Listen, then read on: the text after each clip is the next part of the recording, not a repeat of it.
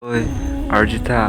non ke Nepal ke respond na nang chen ipin.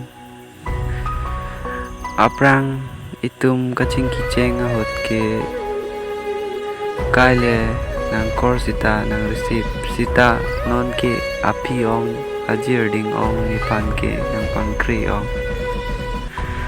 lasi nang anut kaprek do pute harapan le chingkidun pamikanon athe nike kidu kathare nang tanang chinilo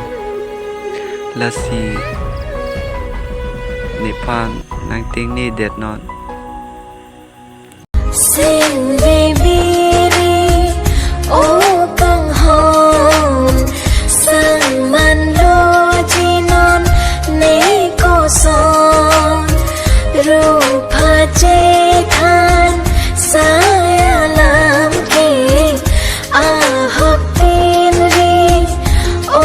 ne căng hồn nang phan nang ti ne un ji ne ko son nang chon puli ne phan